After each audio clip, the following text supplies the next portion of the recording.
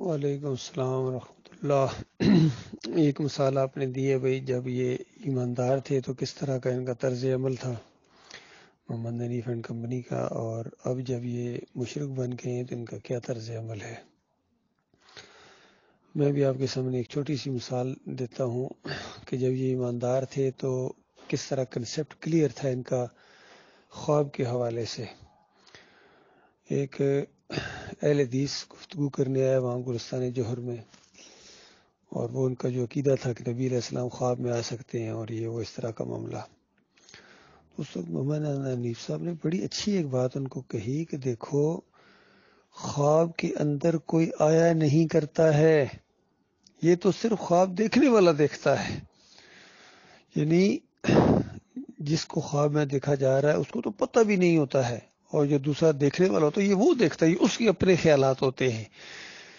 اور جس کو خواب میں ہم لوگ ایک لفظ مشہور ہے کہ فلاں خواب میں آئے، نبی علیہ السلام خواب میں آئے، یہ زیادہ تر لوگ نہیں کہتے ہیں کہ نبی علیہ السلام کو ہم نے خواب میں دیکھا، وہ کہتے ہیں نبی علیہ السلام خواب میں آئے۔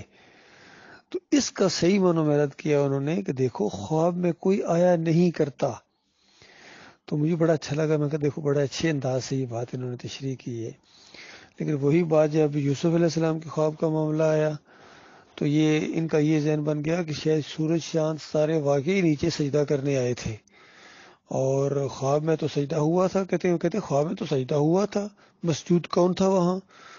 اور بعد میں جناب جب ایک روٹین کے تحت وہاں معاملہ ہوا، جس طرح انبیاء کی ایک سنت ہے کہ جب بھی ان کے سامنے اللہ کی نشانیاں آتی ہیں تو دڑام سے سجدے میں گر جاتے ہیں۔ وہاں 100 نمبر آیت کے اندر جب کہا گیا کہ وَخَرُّوا لَهُ سُجَّدًا، یعنی وہ بالکل اینڈ ہو رہا تھا، ڈراپ سین ہو رہا ہے، اور اس سے پہلے جو بھی جن حالات سے اتنا لمبا عرصہ، کوئی کم از کم یعنی 40-45 سال کا عرصہ تھا، اتنے عرصے کے بعد بیٹا ملا ہے، اور بالکل اس طرح جس طرح اللہ تعالیٰ نے بتایا تھا، بشارت دی تھی، ساری اللہ کی باتیں پوری ہو گئیں۔ اللہ کی رحمت اپنے جوبن کے اوپر ہے۔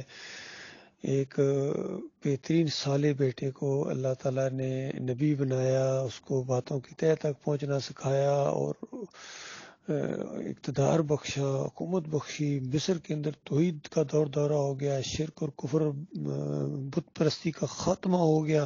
تو بتائیے نبی کے لیے اس سے بڑی کیا خوشی ہو سکتی ہے؟ اور اللہ تعالیٰ جس نے اس کے بیٹے کے لیے یہ کام کیا تو وہ شکر گزاری کے طور پر کس کے سامنے سجدے میں گرتے؟ وہ اللہ کے سامنے شکر گزاری کے طور پر وہ گر گئے، باپ بیٹا اور پورا خاندان اللہ کے سامنے شکر گزاری کے طور پر گر گیا۔ اور وہاں کے اس ماحول کے اندر جو تازہ تازہ لوگ ایمان لائے تھے وہ کس قدر متاثر ہوئے ہوں گے کہ واقعی یہی وہ ایمان عقیدہ ہے جس کے اوپر یوسف علیہ السلام زور دیتے تھے۔ ان کے باپ نبی آئے ہیں، وہ بھی اسی اللہ کو ماننے والے ہیں۔ اسی وجہ سے جب یعقوب علیہ السلام کی موت کا وقت قریب آیا تو اس کا بھی ذکر کیا ہے دوسری جگہ اللہ تعالیٰ نے، سورہ بقرہ میں میرے خیال، کہ جب یعقوب علیہ السلام کے اوپر موت کا وقت آیا تو سارے بچوں کو اکٹھا کیا، اس میں سارے بیٹے شامل تھے۔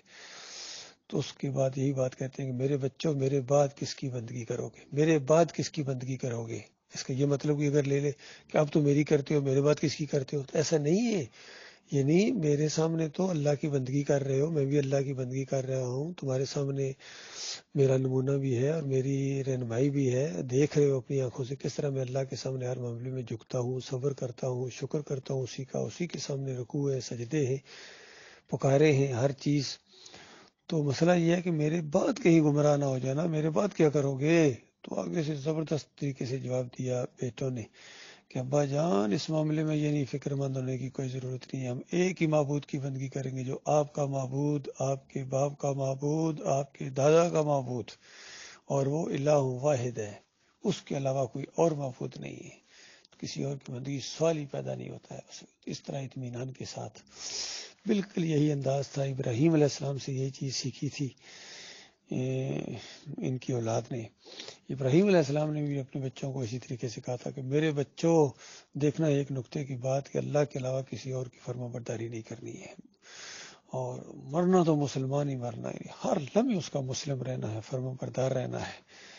تو یہ ساری چیزیں موجود ہیں، لیکن یہاں آ کے ایسی ٹھوکر کھائی انہوں نے، ان کے دماغ کے اندر یہ ہے کہ دیکھو جب سورج چاند ستارے سجدہ کر سکتے ہیں تو انسان بھی انسان کو سجدہ کر سکتا ہے. تو کہاں سورج چاند ستاروں نے سجدہ کیا بتائیے؟ سورج چاند ستاروں نے سجدہ نہیں کیا. یہ ایک خواب ہے اور خواب کی تعبیر ہوتی ہے.